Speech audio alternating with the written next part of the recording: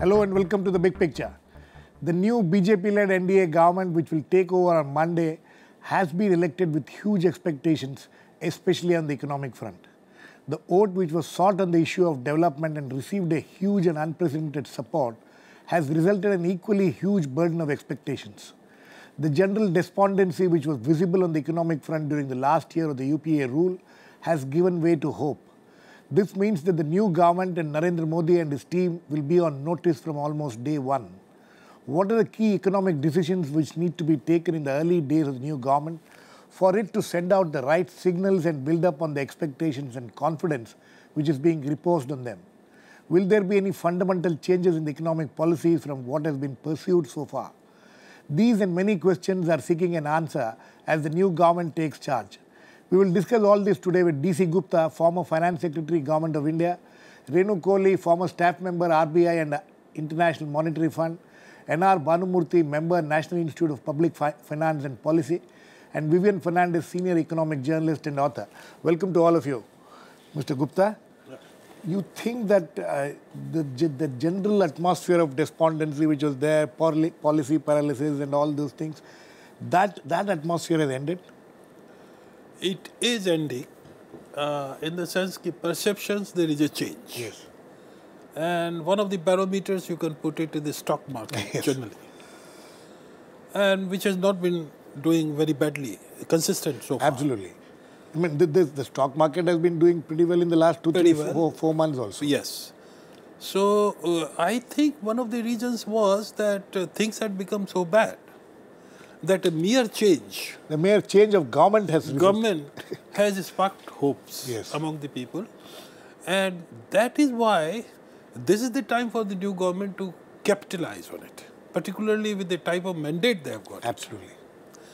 And I think this initial period which they have, they will initiate definitely many changes in the policy, particularly the structural changes, which is going to take time on the legislative front. Because earlier government had the problem of coalition and other things. Yeah. So they could not really succeed in getting many legislations passed. Right. Now, this government, with the kind of mandate they have got, I think they should send signals on passing on some critical bills, Right. which will really sustain the economy.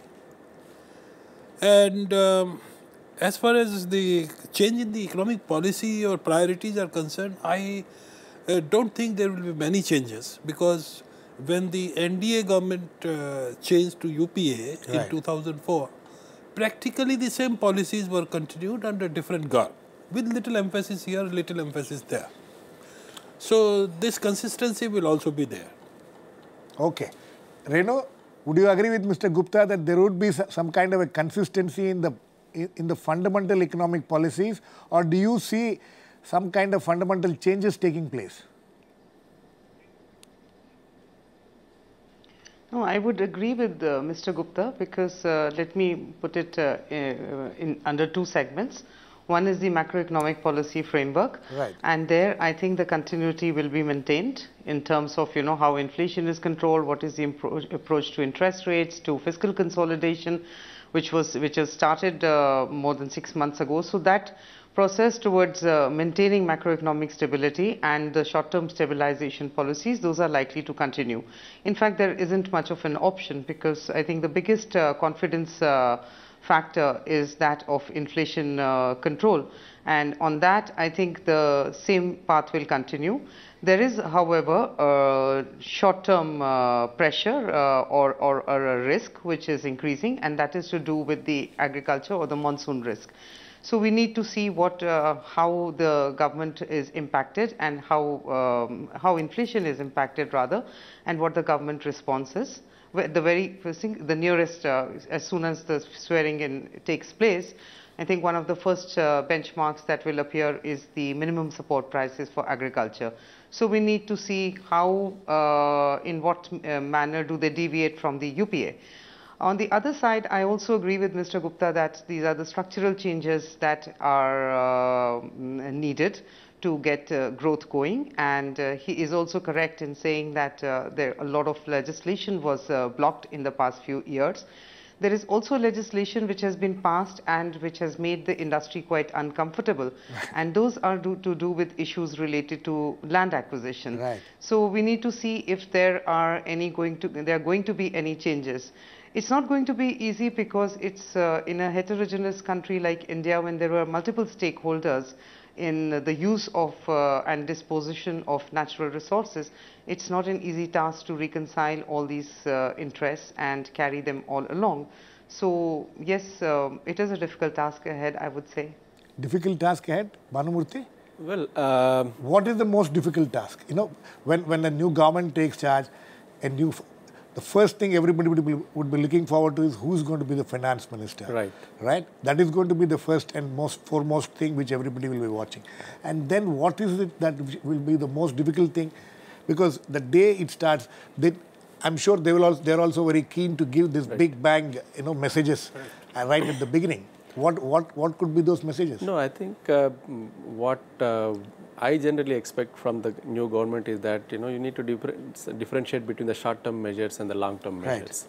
Right. I think short-term measures. In the short-term measures, my guess is that's not, as Mr. Gupta has pointed out, not really much option or much that new government can do, except for there are some short-term issues in the agriculture sector, which Renu has pointed out. About the MSP. I would suggest that they should aggressively look for agriculture imports. Now that there is going to be change in the agriculture ministry, I think one should suggest that the government should go for aggressive agriculture imports, particularly when we see that the inflation in the agriculture prices is very high, and at the same time there are some pressures in the foreign exchange market where there is a flush of foreign exchange, for which central bank is trying to mop up by intervention.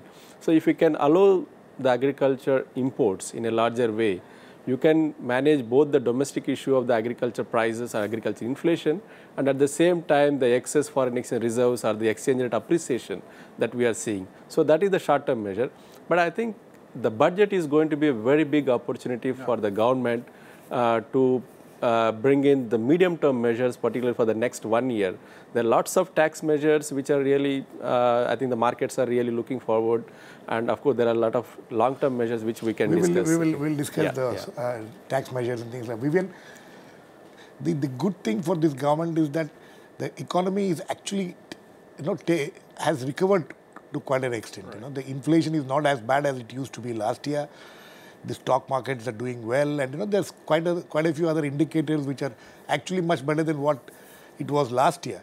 So they have a good platform to launch. What do you think will be their big bang announcements, if any, in the first 1 week, 2 weeks, 3 weeks?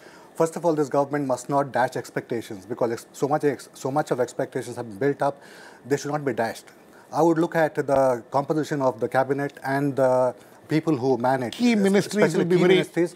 And when I talk about key ministries, I'm not talking about only finance ministry or less the foreign ministry. I would also look at the key infrastructure ministries, particularly railways, which have never been touched by reform for the past 20 years. Because of the coalition compulsions? No, not only because of coalition compulsion. Even when the ministry reverted to the Congress after 17 years, they put in people who had no vision for the railways. And I think Mr. Modi is going to focus heavily on the railways, just like Vajpayee focused on the roadways and did the golden quadrilateral program.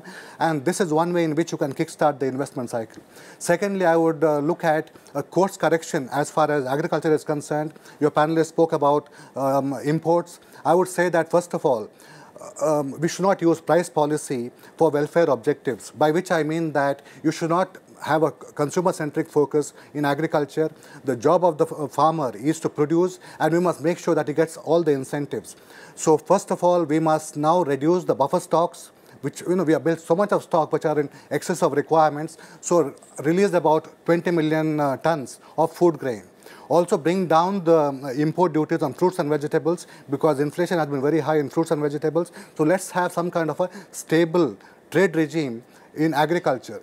Agriculture is one of the least reformed sectors in the economy. And thirdly, when it comes to subsidies, I would say that the government must continue with this incremental increase in diesel prices. also in gas prices. We must move towards nutrient-based subsidies in urea, which is one area which has not been touched. And finally, Modi has been very keen on non-renewable energy. Why don't we provide solar lanterns to our villagers and then try to increase kerosene prices? Vivian, this has been something which we have had a ministry separately for non-renewable, renewable energy ministry, but nothing seems. But the problem seems to have been that there are vested interests in other areas where it doesn't allow that. We will have to wait and see how. No, Mr. Modi himself in in his campaign speeches, he said that just like OPEC, the Organization of Petroleum Exporting Countries, why don't we have an organization of countries that have got high solar radiation? Absolutely. And I think this is one area where we must aggressively move forward, because we must position ourselves to the next generation. Let's tackle climate. Let's get a handle on climate change technologies. Absolutely. Because that's where the future is. Absolutely, Mr. Gupta. There has been certain talk and certain speculations about the relations between the RBI governor and the present government, and whether there's going to be any changes there and things like that. You think that is an area where this government will keep up with the same policy, have the same governor continue with the policy, or do you think they would be intervening at that level? I don't think we should connect RBI governor and the economic policy. Yes. They are two different things. But in the context of the kind of speculations which have been going on. No, speculations are rife. I know that papers are saying so many things. But then point is that any decision which is taken will be for the good of the economy. And just by saying that a particular gentleman is sitting and he is concentrating, rightly so, on inflation control, and as a result of which he is not reducing your repo rates, exactly, that does not mean that the person has to be removed. And I don't think this government is going to do all that rash kind of knee-jerk reactions. But I agree with him. One of the very important areas is the energy sector. Right.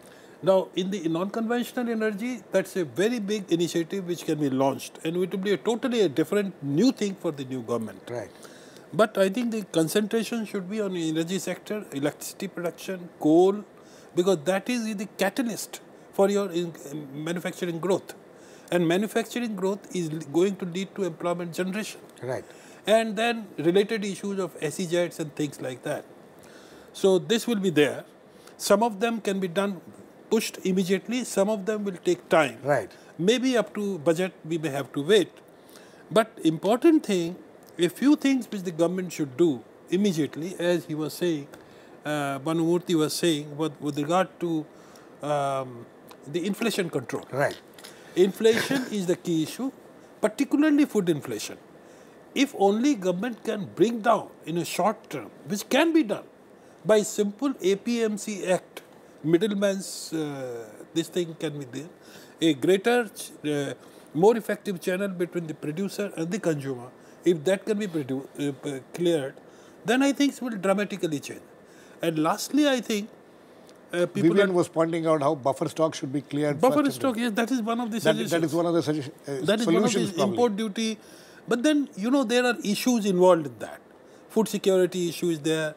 Then if I reduce the import duty on, then it will affect my own production. I think we need to go into the difficult aspect of structural impediments in the producer-consumer relations. That will take some time. That will take time. That will take some time. That can be done immediately. So in terms of import duties, currently the average duty is on fruits and vegetables is about 30%. Why don't we bring it down to 15%? Yes, so that will provide protection to your industry, to your agriculturists, and also help the consumers. No, that's right. But then point is there is a limit up to which it can be done. It's just very easy to say that 25-30 million tons I have extra buffer, so I unload it to the market. I may export it as well. That's also possible. Okay. Renu, Mr. Gupta also was talking about inflation.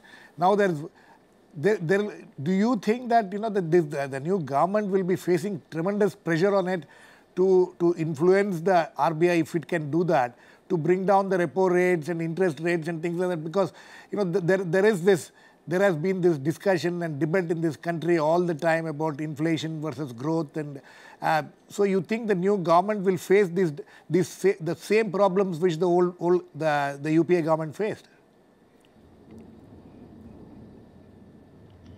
In a sense, I would say yes, because the pressure on this government, the new government, is the same as that upon the UPA, how to bring down inflation and how to restart growth, particularly investment.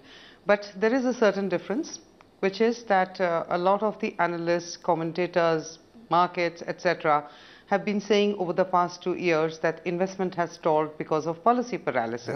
Right. So now there is no longer that situation. Absolutely. Okay, so if policy paralysis is removed now and it's no longer on the horizon, then I think this government, the new government, can restart investment cycle, and it remains to be seen as to how it can be done. Now, it isn't an easy task simply because investment is not stalled just because of high interest rates. It is also stalled because there is no demand. Projects which were conceptualized, conceived, planned about 3 years ago in the face of growth rates of 8% plus now face growth rates or a demand scenario which is below 5%. Right. So they are no longer, many of them are financially unviable. At the same time, there is a huge amount of stress upon not just firms' balance sheets, but particularly on the banks' balance sheets. Absolutely. So that's another problem. So both these are not easy issues, and this is not an issue for just the government to resolve. It's also about the cycle and economic cycle and how much debt is there in the economy. Right. So though that indigestion has to be got rid of. Some part of it has happened, especially amongst the corporate sector. But at the same time, if consumer demand is still depressed, which businessman is going to invest in that environment? But because there is no policy paralysis, we hope that there should be an investment optimism should be very high, and the government should start that. Okay, Bhanumurthy, would you agree with that? And one more thing is the budget exercise itself. Right. You know, one of the key issues. First, would you agree with what Renu said? I mean, these are all very standard. I think everybody knows what happened. Yes. But only this point that I would like to highlight is that the policy paralysis, in my view, has stopped in January itself. There are lots of things happened since January. Right. So in that sense, maybe the investors are looking for the new government to bring down the interest rates. My view is that after June 3rd, when the RBI policy comes out, I think there would be some kind of investment happening. You know, all those expectations about forcing the RBI to bring down the interest rates will I think evaporate, and we'll see the investments coming up. So, but at the same time, this government is going to be slightly lucky, as you rightly pointed out. There is some kind of recovery in the demand, particularly coming from the external sector, external environment. The FIIs have improved yes. dramatically since the last month or so. So most of the macro indicators, as you rightly pointed out, showing some kind of recovery. So in a sense, it's a very good stage for the new government. For a new government to start out with, yes, actually. That's exactly. And Vivian, you know, budget exercise itself, one of the major challenges which they would face, I would believe, is on the issue of subsidies. You know, what kind of an approach this government will take on subsidies, and especially on some of these huge welfare schemes of the previous government, what kind of an approach it would have. Do you see them, changing fundamentally on these issues? If you go by the manifestos and their behavior, I don't think we should regard the BJP as some kind of Republicans of this country. They, when he talks about minimum government, maximum governance, I don't think he's a Tea Party Republican who believes in small government. That's the mistake we make. But I would both of them seem to be left off center actually on this issue of subsidies. They want to just give more and more. No, but I would think that since Modi has been speaking... This was the budget. But what the discussion, the speculation, the debate what is happening is that this was a manifesto which was prepared by the party, but Modi has different ideas. Do you think he will be able to push forward his own ideas? If you look at what he's been talking about throughout his campaign and even otherwise, he's been talking about job creation. He's been talking about not depending on doles, but depending on oneself. Yes, right. I think that creating is job opportunities. Don't depend on government doles. For example, in one of the sectors, garment industry, where, which is labor intensive. He's been talking about this 5 Fs, which is farm, fiber, fabric, fashion, and foreign markets. Right. He's been talking about if the center cannot do labor law relaxation, he was saying, why don't it give it to the states so that they can do it? I would expect him to do those kind of things, coal mine denationalization, so that we can produce our own coal and then supply it to our power plants and energize the country. I don't think, as Renu said, we should regard 5% or 5.5% as the new normal. It depends on how much energy this government can put in, and this man has a lot of energy, I can say that. Absolutely. So I think, he's going to do some new things, and he's going to try and lift the economy up. And there are certain sectors, for example, railways, I would imagine. This is something which the people of this country will be thankful for him if he is able to create a lot of supply. And the migrants from East UP, from Varanasi, they'll be much more thankful because currently they'll have to stand in queues and they get packed like sardines in those unreserved compartments. So I think that is a welfare measure, reform of the railways. Well, Mr. Gupta, I would like to come back to the issue of subsidies and these big welfare schemes of the UPA government. Do you think any changes could be made in that?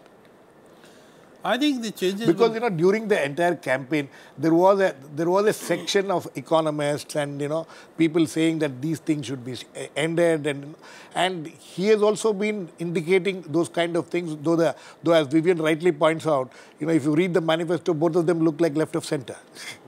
That's right. You see, in subsidy, I think earlier government had also streamlined the subsidy on diesel to a great extent. Right. Now, if somebody is saying that it should be completely abolished, I don't think that is practical. That's not politically not practical at all. Economically also not practical. Okay. I mean, let us face facts. Just because subsidy is subsidy, let us not be just saying that any subsidy is bad. Right. Second thing is, I think the criteria should be that with regard to any scheme where you give subsidy, if you find that unpredictable level of expenditure is too much, then the subsidy should be curtailed. Right. Like, for example, Narega. Right.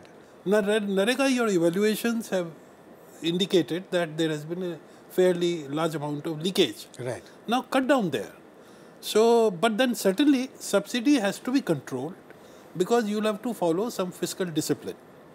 But I think the important thing which I wanted to tell you was, if now budget will be somewhere in July, you see, interim budget, the projections of the revenue and expenditure were done on a previous basis. Right. Now, in the meanwhile, this new government is known, particularly the leadership is known for implementation, governance. That is the main crux and main plank of this government. Now, when you are talking of policy paralysis, now if we can only ensure effective implementation and coordination by right-sizing ministries, I think you have made the things rolling.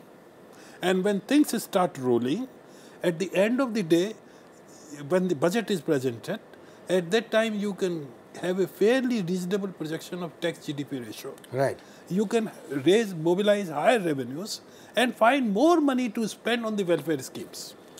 So, saying that nothing can be done because this thing... Right to food is an important thing. Huge expenditure needs to be... Yes. Yes. No, I think in terms of just to support Mr. Gupta's argument, in terms of social welfare programs, many of them are irreversible. Absolutely. And at the same time, many of them are being supported by the BJP itself. Yes. Okay. And in fact, they've claimed parentage to some of the schemes. Yes, and also the fiscal discipline that you are talking about actually started last year itself. Otherwise, 4.6% budget fiscal deficit. I think all the press has really rejected that. And in fact, all the international agencies have said you cannot achieve 4.6. So if you see the allocations in all the centrally sponsored schemes, actually gone down, actual allocation. But in terms of budget, my own view is that, I'm facing very difficulties in Delhi. I think it's very important to recognize the differentiation between the revenue deficit and the fiscal deficit. Okay, right. Even the press for that matter. I mean, why we should highlight only the fiscal deficit? I think one need to target the revenue deficit If revenue deficit is 0 and if the fiscal deficit is 5%, 6%, it doesn't matter. It's manageable. But I think we are focusing more on the headline deficit, which is fiscal deficit, and completely ignoring the revenue deficit. In fact, I would urge the new government to go for measures which can create revenue surpluses for more capital expenditure, and even if it is high fiscal deficit, doesn't matter. Okay. Renu, very quickly, we are running out of time. So you think that the new government has many opportunities for it to launch this big bang scheme and at least bring about the changes in the atmosphere and the mood of the country as far as the economy is concerned? Not just mood, they can actually make very big changes because they have something, which is a majority in the parliament. Absolutely. And in the past 3 years, so they can actually do a lot, and the difficult reforms like labor market reforms or supply side reforms in agricultural marketing itself, which are a matter under the state purview, and even if they were to liberalize, I mean, it's up to the different states. So there is a lot they can do, and in terms of denationalizing coal and so on. So it remains to be seen. I just want to qualify one thing, which is that, diesel subsidies is in continuous study. It's on its way of consolidation. The budgeting at present, if I'm not mistaken, is done on oil prices at $100.